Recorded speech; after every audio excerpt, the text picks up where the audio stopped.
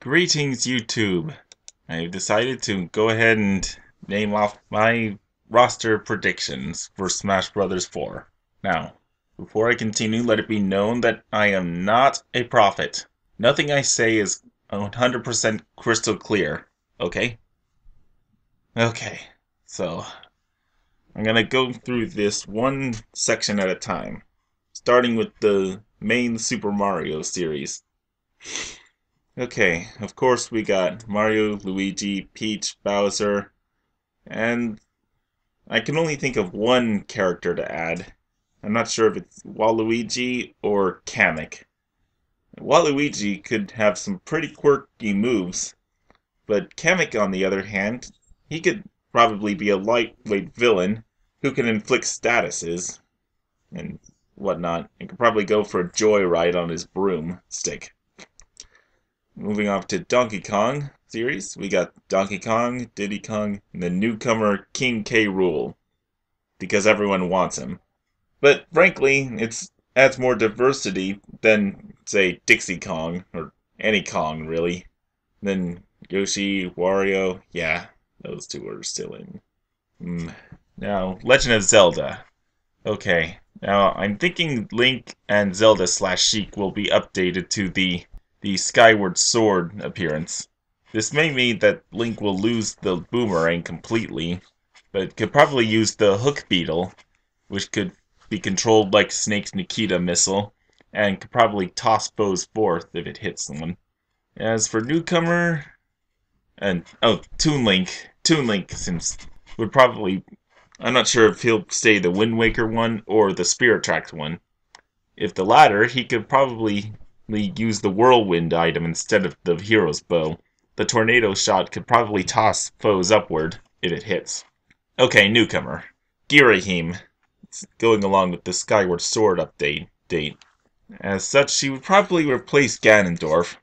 Well, maybe not completely. There was the leak document had an interesting idea for Girahim's final smash, in which it would summon his master, Demise. So, in a sense, perhaps Girahim would just be using Ganondorf as his final smash, since Demise is pretty much the precursor to Ganondorf. Okay, Kirby series. Kirby, Meta Knight, DDD, pretty much unchanged. Okay, Pokemon series.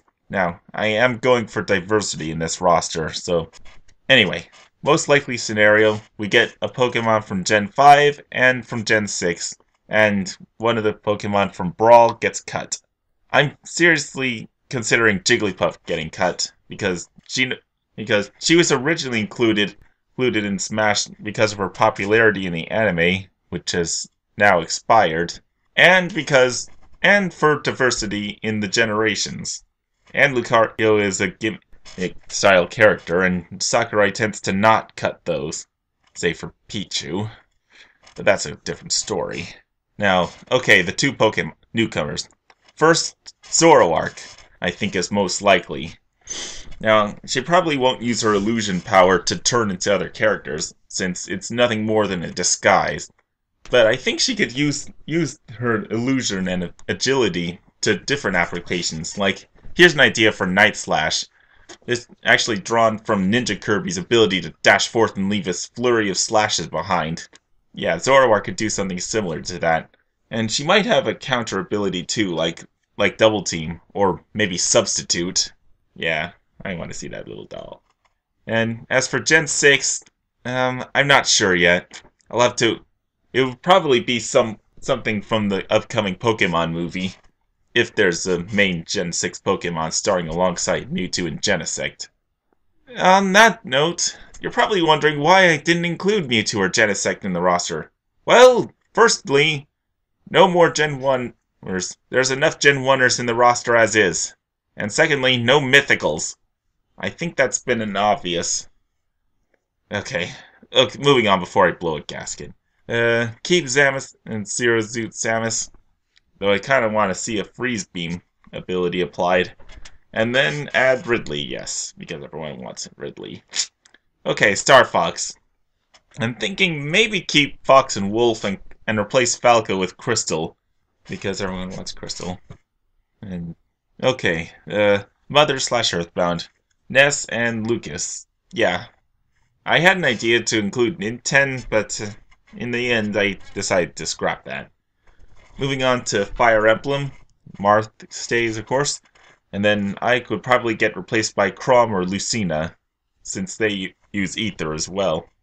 One of the two, I bet. And then Anna, the recurring Fire Emblem character, who is later revealed to manage the Outrealm Gate. Fire Emblem needs a magic caster in the roster, and since Anna's in every Fire Emblem, she seems like a good choice for that niche. Okay, moving on. Let's go to Etc. Modern. This includes Captain Falcon and Olimar. Now for 4 more. Professor Layton. I think maybe he could be implemented as a tactical fighter and not just puzzle-oriented. And then Shulk from Xenoblade. He could probably fill in Ike's niche as the big sword swinger. Then Dillon from Dillon's Rolling Western. He could be another heavyweight. And then there was word of Sakurai speaking with Platinum Games. I'm thinking maybe the Wonderful 101 characters will be likely, like the main 3 of the team. And then, now okay, Etc. Classic. This of course includes Ice Climbers, Mr. Game & Watch, Rob, and Pit.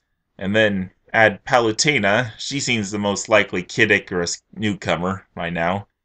Because Magnus is kind of limited, Dark Pit is just Pit with a different color scheme and attitude, and Medusa, she's too big.